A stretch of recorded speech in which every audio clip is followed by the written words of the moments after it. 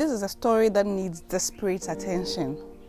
A 69-year-old man who is a grandfather to a 5-year-old beautiful girl with cerebral palsy.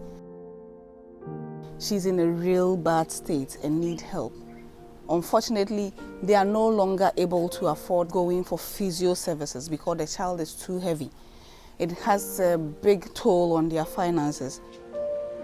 It's just one of the many cases that we see all over Ghana.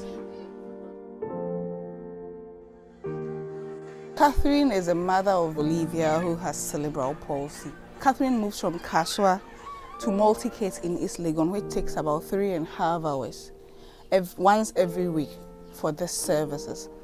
She chooses Multicase because the services are free and she's able to get a lot of efficiency. But how long can this go on? Her daughter is getting bigger and having to carry her all the time is a problem. There are those who get desperate, who get frustrated, who get pushed by society to the point where they kill the children. The children are given concoctions which kills them slowly, so they give a concoction and 3 days later the child dies. I think there are so many cases of cerebral palsy due to lack of information. For instance, my daughter had cerebral palsy because she had jaundice. I knew absolutely next to nothing about jaundice. So this is something simple which could have been solved, but here we are battling with cerebral palsy today because of the lack of information. It is difficult. Lack of services, the lack of social support. These are high needs children. You need money to get them to the level you want. Unfortunately, when you have such a child, sometimes you are forced to abandon your career, your job, to take care of such a child. It makes it very difficult. It makes it frustrating. It makes it depressing. I mean, every negative word to describe this. But I will only add that there is hope. I met Vero at one of the community-based rehabilitation programs, and she had twins. One had cerebral palsy, one doesn't. And she told me how difficult it's been for her. Vero's light came when she was roped into the CBR program. She learned how to do physio. She's got a lot of information through the community-based rehabilitation program, and that has kind of changed her and given her hope. We need to support the physiotherapy because without most of the children, their body is stiffened. And what I know is that most mothers, instead of going for physiotherapy, they use traditional medicine, and it worsens the cases of the mothers. So with the physiotherapy, it relaxes the muscles and it helps the body to move. So the physiotherapy is the first basic thing for most cerebral palsy children.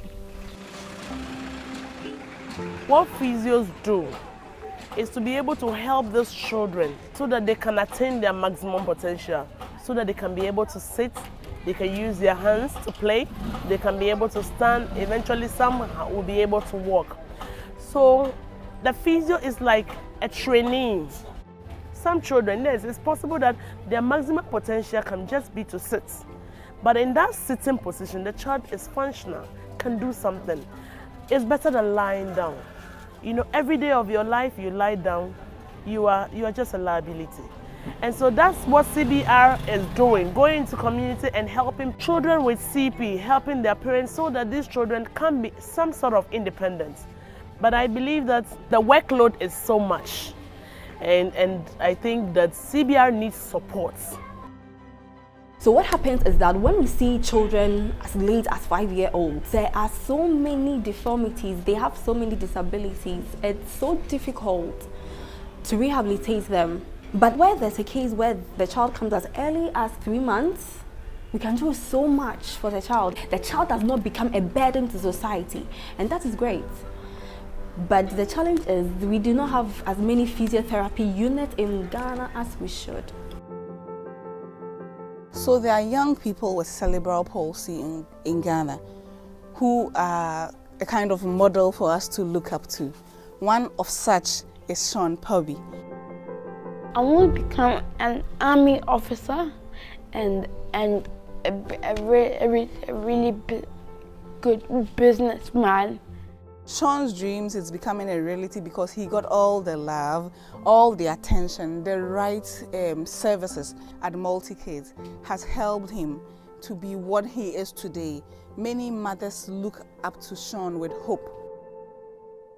I saw the need to advocate using communication or the media for people to see how important it is to help children with cerebral palsy.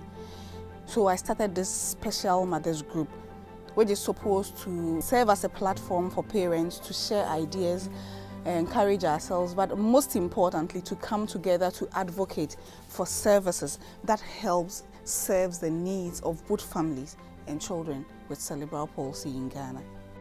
The government should come in to support these children, so that at least if every community have a physiotherapy coming in to help these children, you see how wonderfully Ghana will grow up to be. People neglect these children because of the burden it comes with. But if policies can be made to ease the burden of these parents, because nobody plans to have a child with CP. Every mother that is pregnant wants to have a happy child, healthy child. So when it happens this way, I mean, if there are policies to cover these mothers, to help them, it will be a better option for these mothers. They will not go neglecting their children. They will not abandon these children because they know that they have a support and the backing of the nation. Individuals are making an effort, but it's scattered. We need to get together. We need government to put this on a priority list. We need policies that support these children. We need government to support those who are already doing something to help these children. They are dying needlessly when there is hope.